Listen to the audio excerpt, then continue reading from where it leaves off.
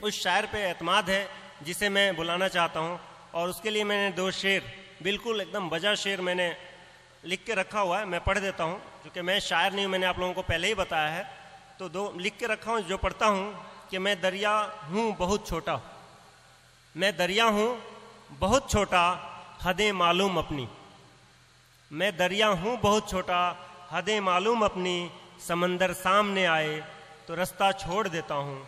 और एक दूसरा शेर आप लोग देखें, मेरी भी शेर दूसरे की है, बड़े शायरों की है, जॉन एलिया का शेर ही है, आप लोग उस पर भी शाबाशी दे सकते हैं, ये शाबाशी उनके लिए होगी कि मैं अपनी फन की बुलंदी से काम ले लूँगा, मैं अपने फन की बुलंदी से काम ले लूँगा, मुझे मकाम न दो खुद मकाम ले लूँगा।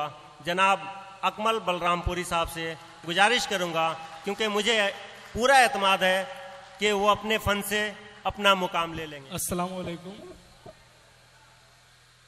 बहुत बहुत शुक्रिया गुफरान भाई कि आपने इतनी खूबसूरत महफिल के लिए मुझे दावत दी। और अभी तक जितने भी कवियत्री, शायरा और शायर आए उन्होंने मोहब्बत पे बहुत सारी बातें कही। और गुफरान भाई तो इस कदर शेर सुना रहे थे जैसे लग रहा था मोहब्बत पे पीएचडी करके रखी हो उन्होंने। जहां तक मुझे लगता है गुफरान भाई, आपके इतना तो तजुर्बा नहीं है मेरा, मगर मैंने जहां तक पढ़ा है, साहिल लुधियानवी ने कहा था मोहब्बत को लेकर के कि मुझसे ज्यादा है जब तुमको जमाने का ख्याल, फिर मेरी याद में तुम मश्क बहाती क्यों हो। वाह, मुझसे ज्यादा है जब तुमको जमाने का ख्याल, फिर मेरी याद में तुम मश्क बहाती क्यों हो। तुम में हिम्मत है तो दुनिया से बगावत कर लो, वरना माँ बाप जहां कहते हैं शादी कर लो। वरना माँ बाप जहां कहते हैं शादी कर लो। बहुत बहुत मुबारकबाद मैं इस फाउंडेशन को देना चाहता हूं, मंजर कयूम भाई, कि आप लोग ब्लड डोनेट को लेकर के इतना अच्छा कदम उठा रहे हैं। और यकीन मानिए, जब गुफरान भाई का मेरे पास फोन आया था तो मैंने उनसे एक बात कही थी कि जब आप ब्लड डोनेट को लेकर के इतना अच्छा प्रोग्राम कर रहे हैं तो क्यों ना शायरों से भी 1-1 यूनिट खून ले लिया जाए। यहाँ पे पढ़ता हूँ, 4 मिसरे पढ़ता हूँ, उसके बाद आप तमाम दोस्तों को वो सुनाऊंगा जो मेरे बहुत सारे फेसबुक फ्रेंड्स यहाँ पे आए सुनने के लिए कि मेरे भाई जरा सोचो कि क्या क्या टूट जाता है। मेरे भाई जरा सोचो कि क्या क्या टूट जाता है। गलत फहमी जरा सी हो तो रिश्ता टूट जाता है। मेरे भाई जरा सोचो कि क्या क्या टूट जाता है। गलत फहमी जरा सी हो तो रिश्ता टूट जाता है। अमीरे शहर में तुमको नजर आएगा ये मंजर, अगर मजबूत हो झूठा तो सच्चा टूट जाता है। अगर मजबूत हो झूठा तो सच्चा टूट जाता है। यहां से मैं शुरुआत करता हूं। मेरे सामने उर्दू अदब से मोहब्बत करने वालों की तादाद मौजूद है। मोहब्बतों और अकीदतों की इस खूबसूरत शाम के लिए मैं मोहम्मद गुफरान भाई को मुबारकबाद पेश करता हूं कि कभी आसाम जलता है, कभी गुजरात जलता है, कभी आसाम जलता है, कभी गुजरात जलता है। चिरागों में हमारा भी लहू दिन रात जलता है। कभी आसाम जलता है, कभी गुजरात जलता है। चिरागों में हमारा भी लहू दिन रात जलता है। हमारे रहनुमाओं जाओ अब ऐवान में कह दो, कभी आसाम जलता है, कभी गुजरात जलता है। चिरागों में हमारा भी लहू दिन रात जलता है।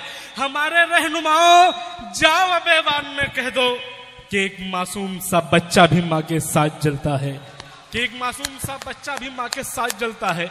4 मिसरे ये बहैसियत जामिया मिल्लिया इस्लामिया यूनिवर्सिटी का तालिब इल्म होने के नाते पढ़ूंगा, क्योंकि 2008 में जब बटला हाउस इनकाउंटर हुआ था तो आजमगढ़ की माँ इतनी सहम गई थी कि उन्होंने अपने बच्चों को पढ़ने के लिए भेजना बंद कर दिया था कि बिखरी लाशों से जो बच्चों के गुजर जाते हैं, बिखरी लाशों से जो बच्चों के गुजर जाते हैं, हाँ उन्हें फूलों का हार दिया जाता है। बिखरी लाशों से जो बच्चों के गुजर जाते हैं, हाँ उन्हें फूलों का हार दिया जाता है। अपनी धड़कन में जो भारत को लिए फिरते हैं उनको एनकाउंटर में मार दिया जाता है, उनको एनकाउंटर में मार दिया जाता है।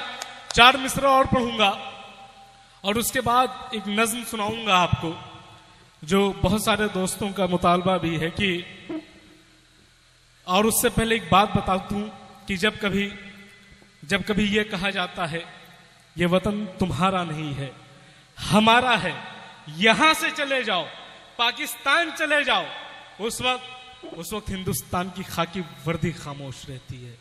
जब कभी ये कहा जाता है कि हम मस्जिद से अजान की आवाज आनी बंद कर देंगे, उस वक्त हिंदुस्तान की अदलिया खामोश रहती है। जब कभी ये कहा जाता है एक धक्के और दो, बाबरी मस्जिद तोड़ दो, उस वक्त हिंदुस्तान के अमन पसंद लोग खामोश रहते हैं। मगर जब कभी कोई ये कहता है कि मस्जिदों को शहीद मत करो, भाईचारा रहने दो, तो उसको उस वक्त अरेस्ट कर लिया जाता है।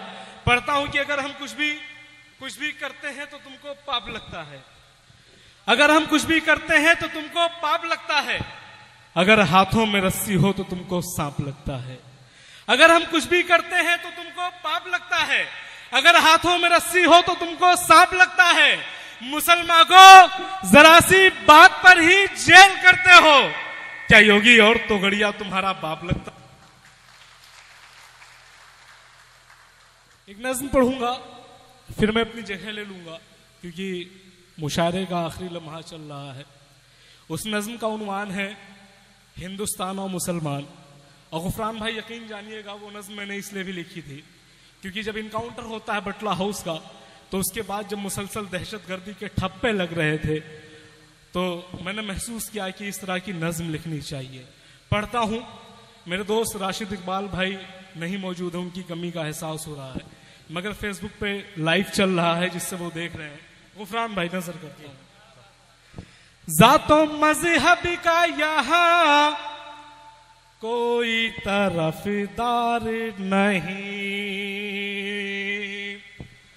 जातो मजहब का यहां कोई तरफदार नहीं, जातो मजहब का यहां कोई तरफदार नहीं, हम मुसलमान हैं इस मुल्क के गद्दार नहीं, हम मुसलमान हैं इस मुल्क के गद्दार नहीं। बिल्कुल सच्ची बात, बिल्कुल सच्ची बात है ये।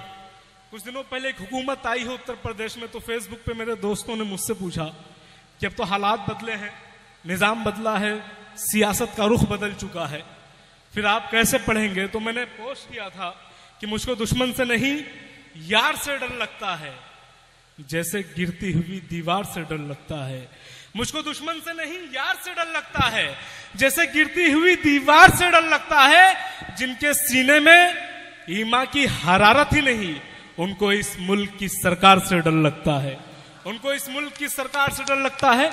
पढ़ता हूं अगला बंद, और अपनी नजरों में पाकिस्तान हिंदुस्तान के बंटवारे को रखिएगा। नाम जब आया तिरंगे का तो इज्जत की है, आज जब आई है मंदिर पे हिफाजत की है। नाम जब आया तिरंगे का तो इज्जत की, आज जब आई है मंदिर पे हिफाजत की है। हमको इस मुल्क का गद्दार बताने वालों, हमने बंटवारे में अपनों से बगावत की है, हमने बंटवारे में अपनों से बगावत की है। कौन कहता है कि इस देश के हकदार नहीं? शायद मेरे जो दोस्त बैठे हुए हैं पीछे, उन्हें बंटवारे का मतलब नहीं समझ में आ रहा है। और क्यों नहीं समझ में आ रहा है? क्योंकि हम अपनी तारीख भूल चुके हैं।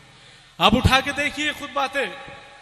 मौलाना अबुल कलाम आजाद की किताब को उन्होंने लिखा है कि जब हिंदुस्तान पाकिस्तान का बंटवारा हो रहा था, मुसलमान जा रहे थे, उस वक्त मौलाना अबुल कलाम आजाद ने जामा मस्जिद की सीढ़ियों पे चढ़ के कहा था कि लाल किला की दीवारें तुमसे सवाल करती हैं, ताजमहल की खूबसूरती तुमसे पूछ रही है, कुतुब मीनार की दीवारें तुम्हारे कदमों को रोक रहे हैं और तुमसे पूछते हैं कि तुम ये हिंदुस्तान छोड़ के कहां जा रहे हो। अगर तुम यहां से चले गए तो तुम्हारे बाप दादाओं ने जो जायदाद छोड़ी थी जो मिरास छोड़े थे उनकी रखवाली कौन करेगा। उस वक्त मुसलमान रुके थे, पढ़ता हूं, उसके बाद भी अफसोस होता है कि दहशतगर्दी का मुसलसल इल्जाम हमारे सर आता है।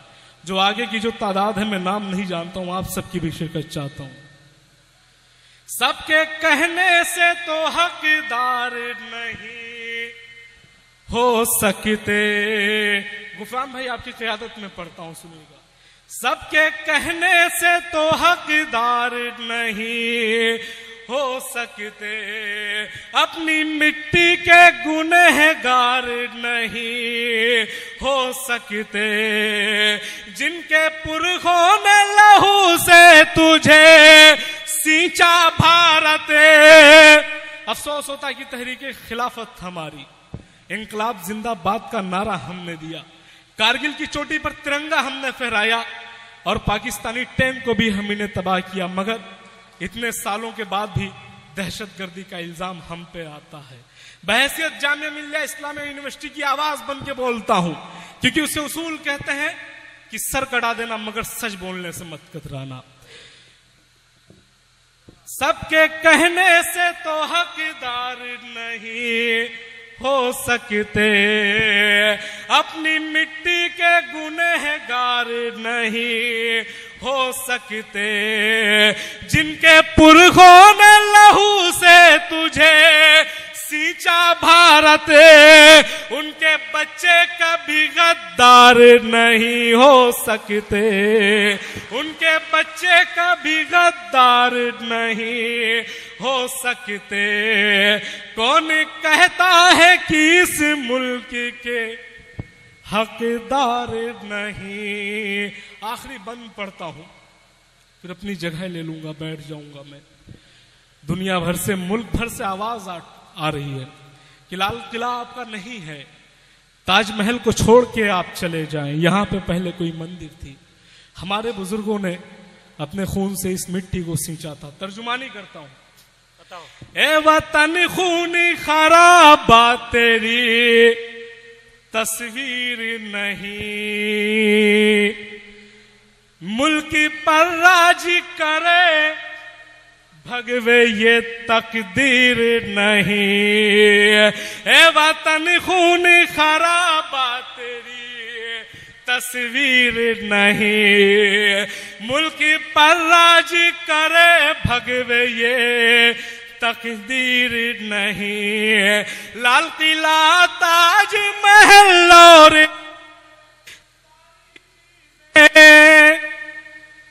मैं आपको बता दूं गुफरान भाई कि हमें नाउम्मीद होने की जरूरत नहीं है, क्योंकि इस्लाम में है कि मायूसी कुफ्र है, और जब तक सर सैयद अहमद खान के ख्वाबों की ताबीर जिंदा है, मौलाना अबुल कलाम आजाद की तहरीरें जिंदा हैं, अब्दुल हमीद खान गाजीपुरी की कुर्बानियां जिंदा हैं, जब तक आप जैसे लोग जिंदा हैं तब तक हमें इस बात का डर नहीं है, क्योंकि नफरत करने वाले लोग सिर्फ मुट्ठी भर के लोग हैं। तू पुकारेगा तो हम सहरे हरम आएंगे, पर उड़ाते हुए नसरत के अलम आएंगे, अब अबाबीलों की मानिंद हम आएंगे। ये अलग बात है तादाद में कम आएंगे, ये अलग बात है तादाद में कम आएंगे। ए वतन खून खराबा तेरी तस्वीर नहीं, मुल्क पर राज करे भगवे ये तकदीर नहीं। माइक बहुत डिस्टर्ब। लाल किला ताज महल और भी सारी चीजें ये हमारी है, तेरे बाप की जागीर नहीं, ये हमारी है तेरे बाप की जागीर नहीं। कौन कहता है कि इस देश के हकदार नहीं। आखिरी बंद है इस नज्म का गुफरान भाई, फिर मैं बैठ जाऊंगा। जाते जाते एक मैसेज देना चाहता हूं। हम भूल गए कि हमारी हुकूमत कितने दिनों तक थी और हमने हुकूमत कैसे की थी। शायद यही वजह है कि हम में इंतशार पैदा हो गया। हमने हुकूमत इसलिए की थी क्योंकि आज हम जल्जलों से डरते हैं, जबकि कभी हम खुद एक जल्जला थे। आज हम अंधेरों से कांपते हैं, जबकि कभी हमारा वजूद उजाला था। इन बादलों ने मैला पानी क्या बरसा दिया, हमने भीग जाने के डर से अपने पायचे समेट लिए। जबकि हम भूल बैठे हैं वो हमारे ही तो आबावजदाद थे जो समंदर की तहों में उतर गए थे, जिन्होंने पहाड़ों की छातियों को रोन डाला था। बिजलियां गिरी तो मुस्कुरा दिए, बादल गरजे तो कह कहे लगाए। अफसोस होता है कि शहंशाहों की गिरेबानों से खेलने वालों की नस्लें अपनी गिरेबान में उलझे हुए हैं। अफसोस होता है कि मस्जिद के बुलंद मिनारे हमसे उचक्कर सवाल करते हैं कि हमने अपनी तारीख के सफहात को कहां गुम कर दिया है। अभी कल ही तो यमुना नदी के किनारे हमारे काफिलों ने वजू करके नमाज पढ़ी थी, और आज हमें हिंदुस्तान में रहते हुए डर महसूस होता है, खौफ महसूस होता है। पढ़ता हूं कि जिस तरह हम हैं मीटे, खुद को मिटा कर देखो, जहां थैली पे लिए सर को कटा कर देखो। 865 बरस हमने हुकूमत की है। एक बात कहना चाहूंगा गुफरान भाई कि हमारी हुकूमत जो थी वो हमारे नेक अमाल की वजह से थी, और जिस तरह के हालात हैं उससे ये मालूम होता है कि तू परिंदे मार दे, सारे सनोबर मार दे, तेरी मर्जी जिसको दहशत गर्द कहकर मार दे। तू परिंदे मार दे, सारे सनोबर मार दे, तेरी मर्जी जिसको दहशत गर्द कहकर मार दे, तेरा उसके चाहने वालों से पाला पड़ गया, तेरा उसके चाहने वालों से पाला पड़ गया। जो परिंदे भेजकर लश्कर के लश्कर मार दे, जो परिंदे भेजकर लश्कर के लश्कर मार दे। जिस तरह हम हैं मिटे, खुद को मिटा कर देखो, जहां थैली पे लिए सर को कटा कर देखो। 865 बरस हमने हुकूमत की है, जाओ इस मुल्क का इतिहास उठा कर देखो, जाओ इस मुल्क का इतिहास उठा कर देखो। सर झुकाना मेरे मजहब का तो किरदार नहीं, हम मुसलमान हैं इस मुल्क के गद्दार नहीं। अस्सलाम।